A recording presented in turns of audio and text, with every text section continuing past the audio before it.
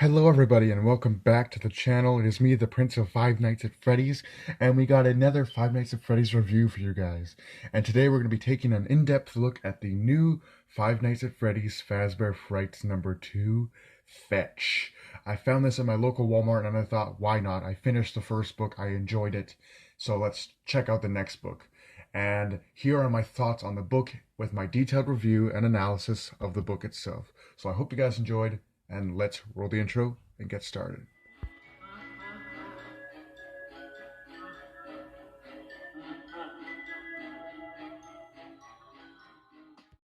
So after the utter enjoyment that was the first book, because of quarantine, obviously I've had a lot of time to sit down and catch myself up on what's going on with the FNAF books.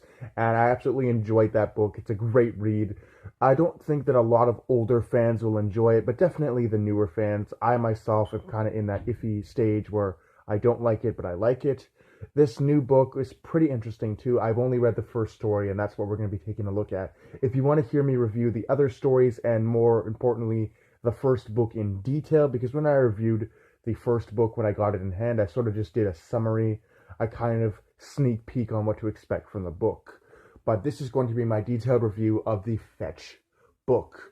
So the Fazbear Frights book series is kind of like that. It's a collage of short stories. So each book has 3 different short stories, which is pretty cool. But like I said before, we're only going to be taking a look at the title story of the book, Fetch. So with that being said, let's get into it. So the story starts off with our main characters, 3 of them. Our main character is Greg and his 2 friends, and they are taking a look in an abandoned pizzeria. Now, I'm pretty sure that this is the new and improved Freddy Fazbear's Pizza. I don't think it's the regular Freddy Fazbear's Pizza, but I'm pretty sure it's the second Freddy Fazbear's Pizza location, the one we see in Five Nights at Freddy's 2. Because they encounter a prize corner. And in this prize corner, they find a bunch of old withered prizes. And the thing that's really interesting about the way they set up this part of the book is that Scott Cawthon decides to describe it as, even though the building has been here for centuries, it almost seemed like it was ancient. Everything in the building seemed untouched and preserved like a fossil. So we know that this building has been in the town for a long time. This town being a seashore town, a town that's on the end of the sea, which is pretty cool. I really like the sort of idea of the seaside town, which is pretty cool. How you have like the sort of storms all the time in the town, which is pretty cool.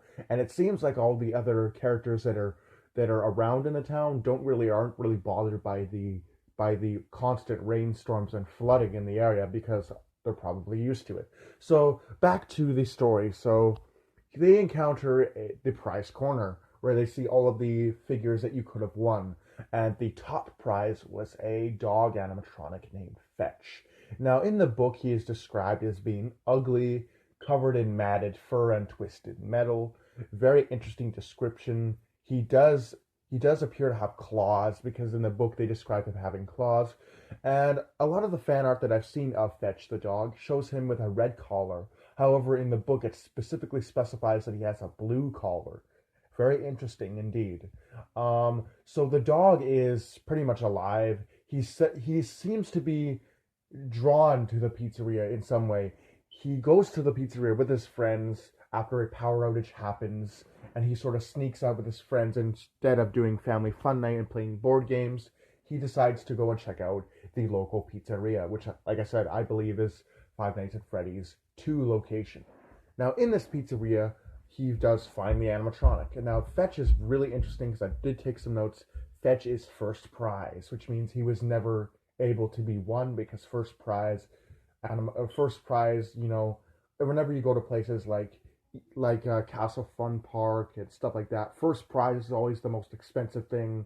Like they want like 1,000 tickets for it, and nobody can ever get that kind of tickets within a day of playing the games unless you're one of the employees' sons or something, and they bring you to work every day. Then you might get the first prize. But the book specifically specifies that you never get the first prize. So he checks it out, and it's a dog animatronic that is designed to sync up with your phone and collect information and other other data for you, which is pretty cool. Now the characters immediately assume that obviously it's an older animatronic from an older decade, and they realize that yeah, no, this is probably not gonna hook up to any of our phones. So he decides to anyway, regardless of how Scott just told us that it's probably not gonna work. He decides to try to activate Fetch anyway, and surprisingly, Fetch is still in operating order as he turns on, makes a growling noise, and freaks the hell out of our main character as he proceeds to then drop him and sort of kind of hustle off away. But what's interesting about this is that the book sets this up as he was supposed to find Fetch for some reason. Now I'm gonna get into that in a little bit, but moving on. Now, before I get back to what I was talking about earlier, I just want to talk about how this is very, very complicated. Now, if you look at the original trilogy, they say that the original Freddy Fazbear's Pizza was in an abandoned mall, and it was in Hurricane, Utah. Now, in Fazbear Frights Into the Pit, Freddy Fazbear's Pizza was a pizzeria in a abandoned sort of dying town, and it was converted into a small chain pizza place after Freddy Fazbear's Pizza, of course, shut down due to reasons. If you've ever played any of the games or read into the lore, you know that reason. um but I'm like, what? And then in this new book we have another location. So is it like McDonald's and stuff like that, where it's a chain, it's a branch of restaurants and businesses? Because if that's the case, then I can be on board with that. But like, there's a Freddy Fazbear's in Hurricane, Utah. There's a Freddy Fazbear's in a dying town. There's a Freddy Fazbear's in a seashore town. Anyway, I just thought I would talk about that. Let me know what your comments are, and let's get back to the story, shall we? Now, another cool part of Fetch's backstory is that because he is an animatronic capable of connecting to your phone, whatever that may be, he's able to text our character named Greg and talk to him through the phone, which is kind of creepy because you know that it's not a human talking to you, it's a robot with no conscience.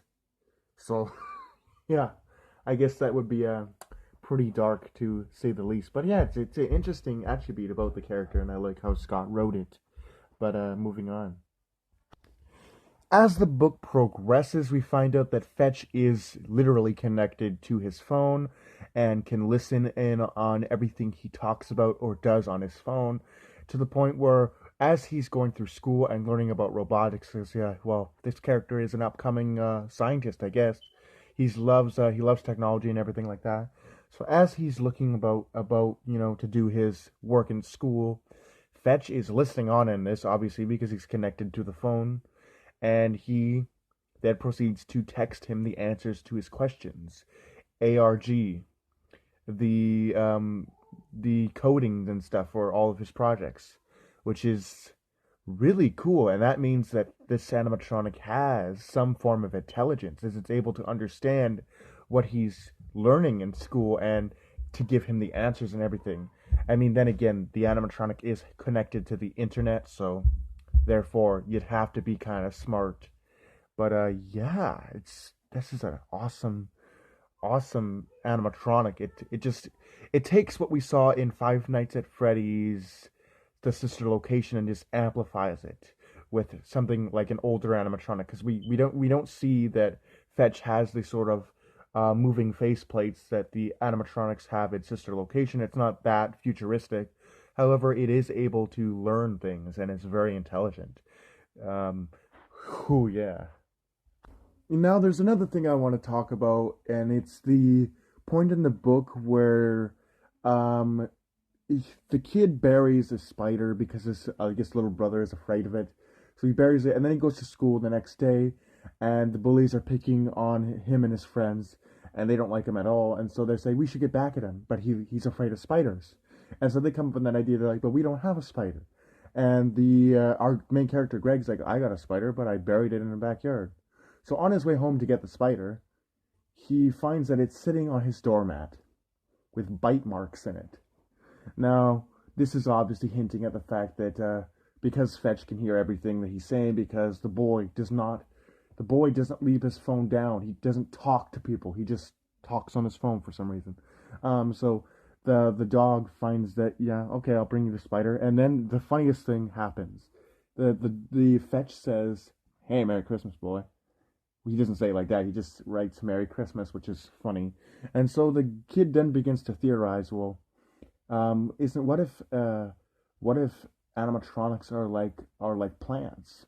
Now, if you don't know what he's talking about, it has been theorized that if you play different music to plants, plants can feel the music, and they will grow. They will grow or they won't grow depending on what music you play for them. If you play sort of happy music, it tends to make the plant grow a little bit quicker in some cases. So he's saying that the sense of feeling that a plant has, the plants can feel human emotion and stuff like that. He's saying, well, what if Fetch has the equivalent of a conscience? And he then goes to his friends and says, oh, we should have a meeting, blah blah blah. And so they have a meeting, and just before he's about to go to his meeting, Fetch sends him a text which says, "Do you want food?" Basically, and which is pretty cool, I guess, pretty nice. Now, I don't think that Fetch is even around. I think Fetch is just sort of camping out at the pizzeria because we don't really see him at this point in the book. But I'm guessing he declines. They never go back to the "Do you need food" topic, so I'm guessing he declines. So they're at the meeting talking about Fetch and how he might be connected, the same way that plants are connected, and they start talking about how they just start talking like it's about the night that they were at the pizzeria, and they start talking about, oh, we thought we saw the curtain move, we heard a door slam, what if somebody was actually at the pizzeria? And this is pretty terrifying because Fetch then sends him a text messages, and it says two words: evil laugh. Now, we don't exactly know what that means. Well, obviously it means that Fetch knows who was in the building, but the book never really elaborates on this further. Could this be the Snatch Wrath? Now, the Snatch Wrath was a character that was sort of talked about in the previous book, in the Fazbear Frights #1 Into the Pit book. Now, I'm just assuming that the Snatch Wrath is the spirit that was possessing the Spring Bonnie suits that we saw in the Into the Pit story, and I'm assuming that this spirit, because that's what it is, this spirit is in control of this entire Five Nights at Freddy's story, and it somehow is connected to these creatures, and sort of lures kids in for a taste of adventure, if you will. That's as bluntly as I can put it. But yeah, the story is pretty cool. I'm not going to tell you the whole story because it is a pretty good story. You definitely want to read it for yourself. I'm not going to basically spoil the whole thing for you, but it is pretty good. And the book just gets quite darker. The book starts off pretty nice. Oh, this dog's doing lots of nice things for us.